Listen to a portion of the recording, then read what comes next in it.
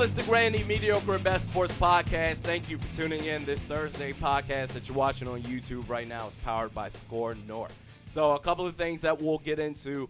The rookie players that your Vikings have signed so far, and one remaining player, probably the most important player out of the entire damn draft, still remains unsigned. We'll talk about that. Also, Randy Moss posted a photo on Twitter surrounded by a bunch of legends, and that sparked the old, long-time debate of the greatest receiver of all time, Jerry Rice versus Randy Moss. Who's your take? I'm literally only going to touch on this, just a teensy bit, just a teensy piece of it. I've said all I've had to say about it, but I'm just going to say just one last time, just real quick about that. And then also your post-draft record prediction for your Minnesota Vikings. So I talked about before how before the draft, I had this team at 8-8, but I didn't put it out there in the universe because I'm like, I need to see how the draft plays out. I think it's only fair because you're knowing the impact players that you're going to bring in on top of the free agents that basically you just re-signed. The only player that you brought in that was new. Well, no, there were two players that you brought in that's technically new.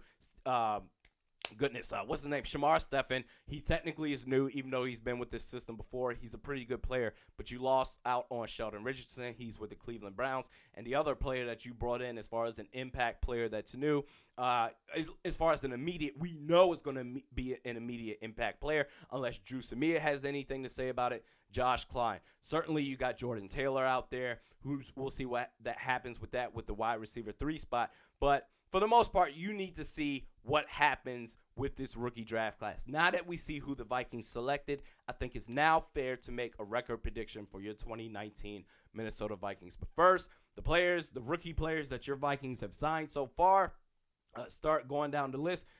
Tight end, second-round pick, tight end Irv Smith Jr. out of Alabama. He signed with your Minnesota Vikings. Third-round pick, running back Alexander Madison out of Boise State. Drew Samia, the dude that I've got a man crush on. This dude is an absolute mauler on the offensive line. When the physicality of the defensive line just beats up on the IQ, no matter how smart you are or how you know what position you need to be in, what man you need to lock up or what scheme. When that goes out the window, you need someone on that offensive line that's going to punch them back in the mouth right after they do the same to you. And I think Drew Samia could be that guy that inserts energy into everybody else on that offensive line. He's that vocal. I don't know if he's going to be that vocal leader, but his actions, his physicality is going to spread to the rest of the offensive line when all else fails. So we'll see if he actually starts on the offensive line. We'll go from there. But anyway, Drew Samia, he did sign a guard out of Oklahoma, 4th-round draft pick. And then after that, you got your 5th and 6th and 7th round picks that signed with your Vikings. Cameron Smith, linebacker out of USC. And then beyond that, we'll see about these players that even make the team, whether they make the team or not. The one player, probably the most important player out of the entire draft, your 1st-round draft pick, 18th overall, Garrett Bradbury, center out of NC State. He still remains unsigned, damn it, and I don't think this is a time to panic. I don't think this is anything to raise hell about, but I just kind of want to get ahead of this. Hopefully this doesn't blow up into a big story or a big distraction because this dude needs to get signed. And I get it. He's a 1st-round draft pick. You understand your value. You want to get the most money that you possibly can. And I champion every player that absolutely does this. The NFL, they'll screw players over all the time. But I think the thing that's concerning is the Vikings need to do something. Right now, as it stands, according to Spotrac.com, the Minnesota Vikings have just over $870,000 in cap space. That is probably not going to get it done for your 1st-round draft pick. So you're going to have to move. And this goes back to where I'm like, okay, you wanted to bring back Anthony Barr. You say, we're going to bring him back. And you know what? In fairness to the Vikings with Anthony Barr in terms of 2019, Anthony Barr in 2019, yes, he's making $16 million, which, whatever. Okay, you think he's worth $16 million. Okay, fine. But anyway, in terms of the cap hit, because that's what really matters, in terms of the cap hit, Rob Brzezinski, I don't know how you did it. He's just over $5.5 million, Anthony Barr is in 2019 against the cap. Now, in 2020, that's where things are going to get really screwed up when you consider Kirk Cousins' contract.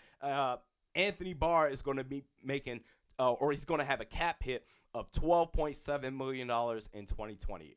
we'll see what happens. But, this is the bed you chose. This is the hill you chose to die on. Damn it, Rick Spielman and Mike Zimmer. Okay, fine. But anyway, in terms of 2019, no big deal. But Kyle Rudolph, you didn't restructure him. He's still looking at, a $7.5 million cap hit. You still didn't do anything with that.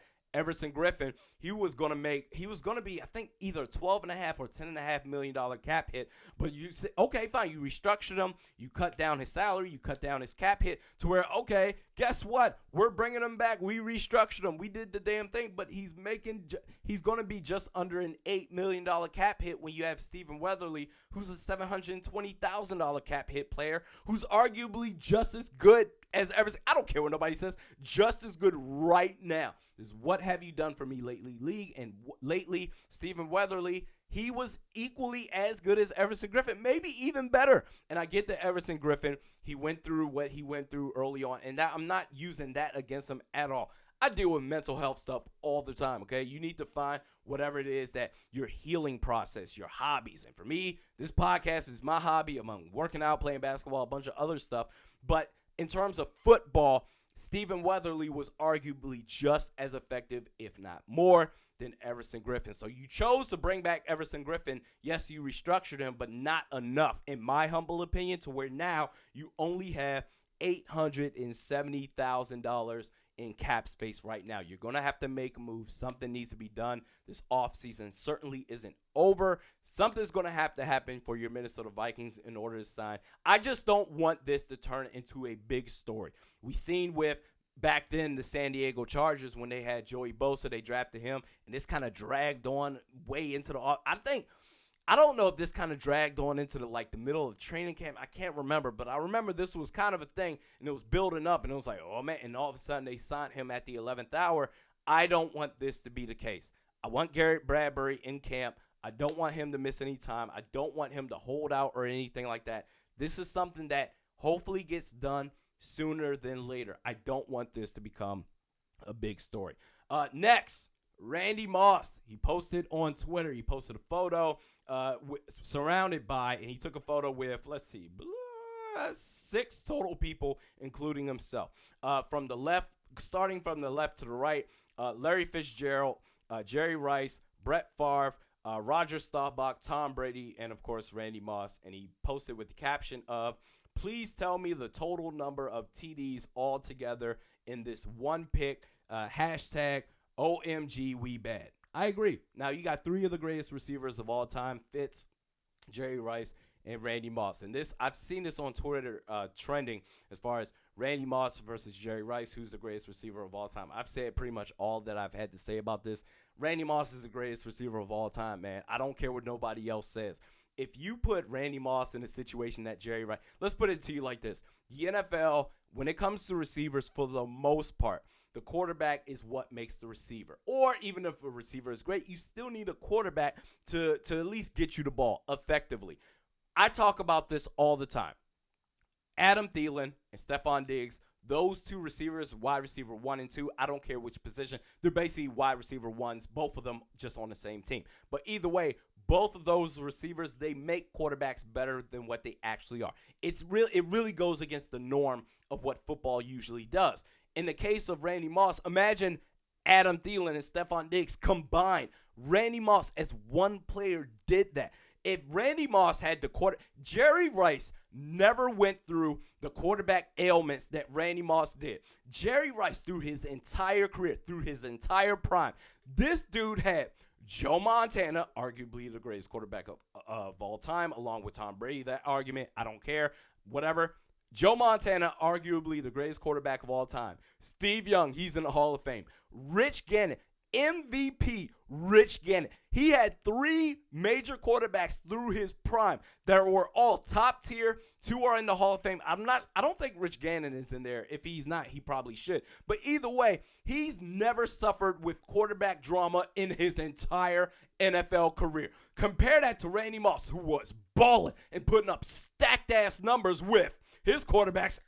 Let me just read off this list. So remember, with Jerry Rice, Joe Montana, Steve Young, MVP Rich Gannon, right, through his whole career. Just all in his prime. Never had a quarterback situation ever in his life. Compare that to Randy Moss in his 14-year career.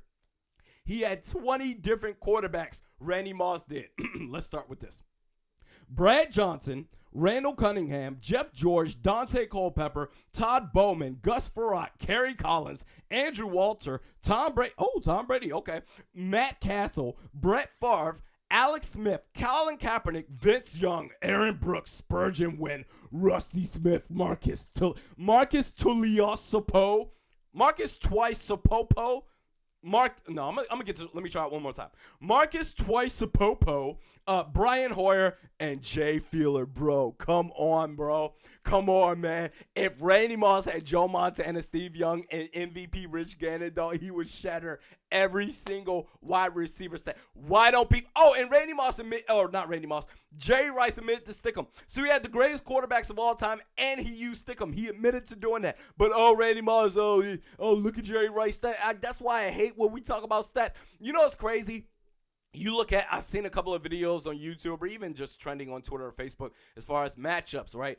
Wide receiver, cornerback matchups. Oh, look at the matchups that Jerry Rice and Deion Sanders, those were some great matchups, man. You can see the battles in between and blah, blah, blah. Think of any of the top cornerbacks in the league at the time that Randy Moss was playing. Any of the top cornerbacks in the league that you could think of while Randy Moss was playing. Nobody could stop this dude. I don't care. Deion Sanders, he was great. Randy Moss would destroy everybody. Everybody. With Marquise Twice-Sapopo as his quarterback, bro. Come on, and when he finally did have Tom Brady, he was balling. And don't get it twisted. That Super Bowl, he should have won a Super Bowl ring, but that Giants defensive line with Michael Strahan and OCU Minyora? That defensive line, that defense was getting after Tom Brady, and Randy Moss caught a touchdown in that Super Bowl. That was the year, the 2007 Patriots, I believe, that went 16-0, and then they got to the Super Bowl. Randy Moss in that Super Bowl with about just over 2.5 minutes left put the Patriots up, 14-10 over the Giants before Ellis Hobbs, the cornerback of the Patriots, gave up a touchdown, a wide receiver fade route to Plaxico Barris for the Giants to win that game. Come on, man. Randy Moss is the greatest receiver of all time. This dude was balling and killing it out there with a bunch of nobodies. No disrespect when it comes to those quarterbacks as people, but outside of time, even Brett Favre was finished in 2010. He was done. Finito. Done. Outside of that, Tom Brady, the second best quarterback that Randy Moss ever had. Let's put it this way. The second best quarterback that Jerry Rice had was, the best quarterback he had was Joe Montana. Second best was Steve Young. Not bad. 2 Hall of Fame quarterbacks, right? The best quarterback that Randy Moss had was Tom Brady for 2 or 3 years, whatever that was. And then the second best quarterback he had was Dante Culpepper, who proved to be, after Randy Moss left, he struggled and he was never the same. Come on, bro. Randy Moss is the greatest receiver of all time. Get that crap out of my face, but I'm done. I'm done, man. So anyway, moving forward from that, the Vikings post-draft record prediction for your 2019 Minnesota Vikings by Realistic Randy. Okay, so the last couple of years, I love Twitter, man. I love Twitter. I love interacting with folks. I think Twitter is a great thing. Vikings Twitter is amazing. The last couple of years, Vikings Twitter through the offseason has been nuts, man. We've just been butting heads out there. And probably, I'm not sitting here trying to mark myself up or promote myself. I probably, in some people's eyes, have been an instigator. I haven't been trying to instigate anything. I don't care what nobody says about what my takes are. My takes are how I truly feel. But the last couple of off seasons, man, I've just been ticked off with this team, man. Starting in 2016, where I'm like, the offensive line hasn't been addressed. We went 8-8, and I'm like, I told you. See, you didn't do anything. Come on, man. Rick Spielman should be on the hot seat. And that's before I talked about Mike Zimmer because I was still supporting him. But I'm like, Rick Spielman should be on the hot seat. Fix the offensive line, and he did it.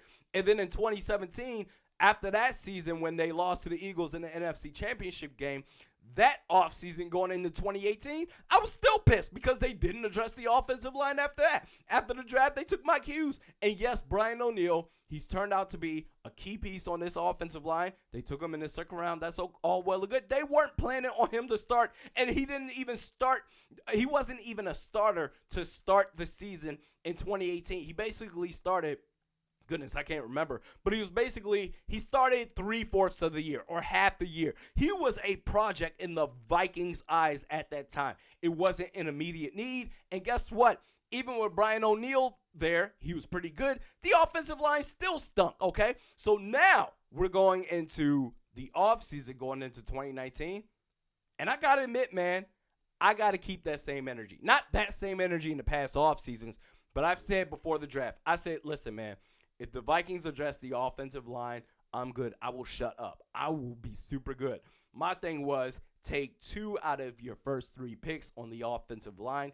They didn't do that, but I think Drew Samia in the 4th round pick is good enough. Alex Madison, that's the one thing. I'm like, why did you take a running back in the 3rd round and then trade back 21 spots to get him? But either way, I think this offensive line is pretty much shored up. I think it's going to be competitive. It's certainly going to be better than, according to Pro Football Focus, last year they were the 32, 31, 30, 29th ranked offensive line. I think they're going to be a lot better than that. I think they'll at least be top 15. I think they'll at least be a league average offensive line. If they can be better than that, then that's cake. So anyway, I got to keep the promise that I made. I said, if you address the offensive line, I'll shut up. I'm content, dog. I'm good. Guess what? Any negativity, I think this is going to be the most peaceful offseason in Vikings Twitter history. If there's any negativity or any drama in Vikings Twitter, it ain't going to be by me, damn it. It ain't going to be by me unless someone starts something with me or whatever. Then, it's like whatever. If I choose to respond to it, then whatever. But I ain't starting no drama. I'm good. I'm good. I am super good. So now let's get into your Vikings 2019 schedule. Before the draft, I didn't put this on podcast, but I did say it after the draft where I was thinking 8-8, except I didn't put it out there in the universe. I wanted to see how the draft went before I made the official prediction. And now this is going to be your official prediction for your 2019 Minnesota Vikings. Let's start with week 1, and then we'll move forward from that.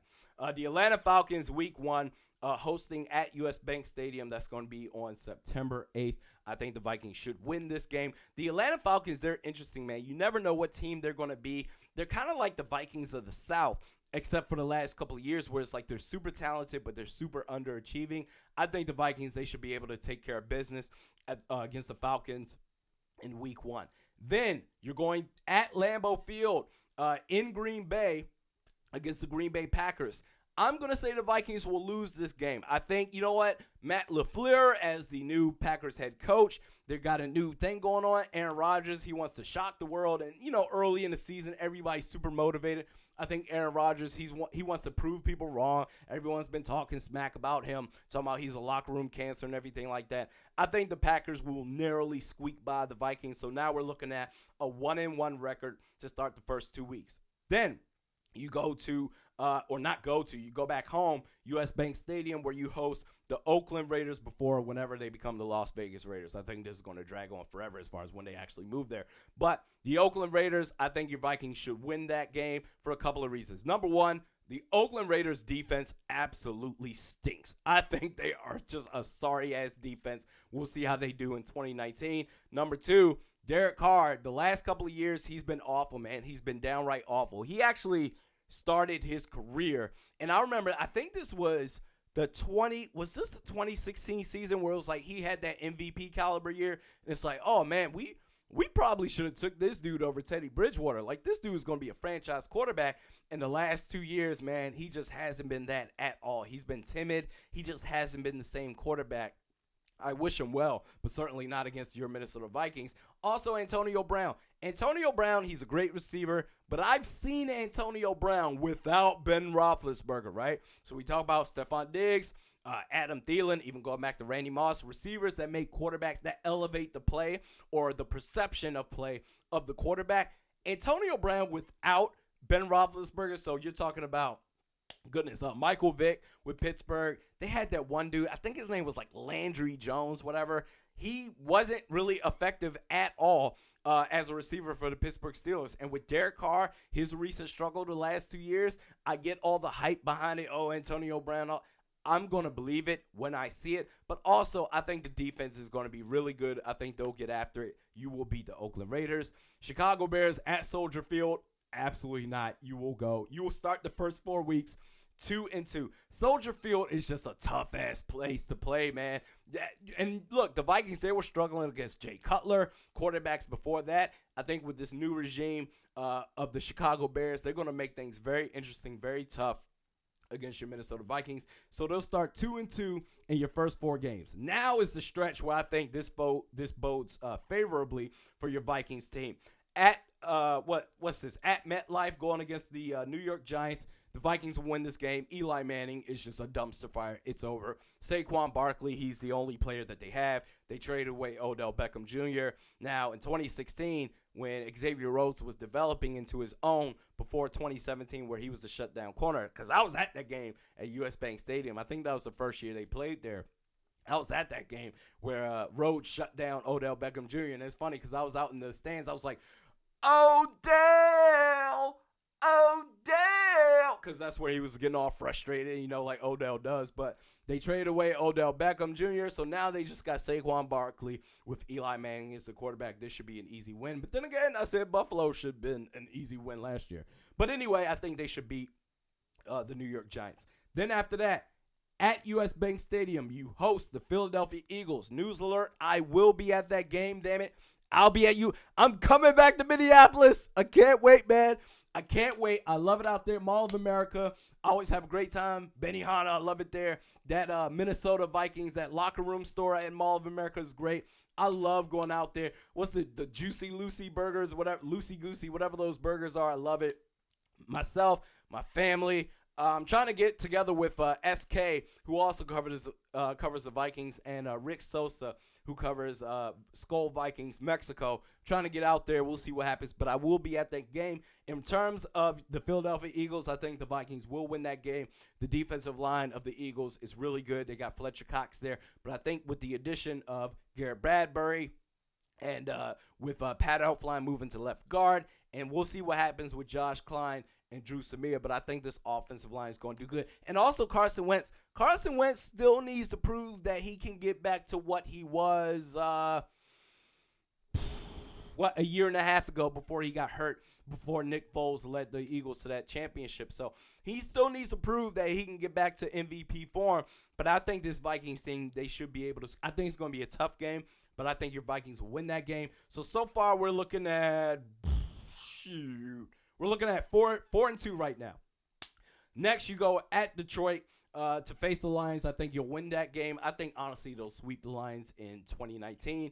You will beat the Lions. I don't know the score, whatever it is. But anyway, now you're looking at 5-2. Then you host the Washington Redskins. I don't know if your quarterback is going to be Dwayne Haskins, rookie quarterback Dwayne Haskins, or if it's going to be Case Keenum. Either way, that franchise is a mess. Nobody knows what the hell is going on. We can build this up to Adrian Peterson returning to US Bank Stadium, and he's going to get revenge on his team. Whatever. Anyway, they should be able to beat the Washington Redskins because they're a team that still hasn't figured out. They still haven't gotten their ish together. Let's just put it like that. So now we're looking at... what are we looking at? 6-2? I think we're looking at 6-2, yeah? Okay, 6-2. Then you go to Arrowhead to face the Kansas City Chiefs. I think this is a no-brainer. Your Vikings will lose this game. The Chiefs are too damn good, man. Defense or no defense, Patrick Mahomes. Now, let's see if he can carry into year 2 as a full-time starter, if he can carry that same magic. We see this all the time. A whole offseason for coaches, defensive staffs, defensive coaches and defensive staffs, goodness gracious, tongue twister there, blip, blip, blip, to review film on that quarterback. So let's see if he can keep that same energy. But honestly, I think that's just going to be too much. Away from home, at Arrowhead, Patrick Mahomes. Now, granted, let's see what happens if Tyreek Hill is gone from the team. The NFL, we know how this works, where they can commit all the crimes in the world. And it's like, well, they can still play, so let's just bring them in. So anyway, we'll see how that all works out. But I think they'll lose that game. So now we're looking at 6-3. Dallas Cowboys. That was a game that I thought that they were going to lose. But you know what? David Irving, he's retired from the Dallas Cowboys. So you still got to worry about DeMarcus Lawrence. The Cowboys' defense is really underrated, but I think as long as the defensive line, or really the first and second levels of the defense, they need to suffocate the line of scrimmage to get after Ezekiel Elliott and force Dak Prescott to beat you with his arm. I think the Vikings should win that game, even though it's at Dallas. So now we're looking at 7-3. Versus the Denver Broncos after that. You're hosting them at US Bank Stadium. I think this should be an easy win. Joe Flacco, I'm sorry, he's lost it. He's not really good. And I think they drafted, Drew Lock, the Denver Broncos did. So they still don't have an identity. I think you should beat the Denver Broncos. Next, so we're talking about, are we 8-3 now?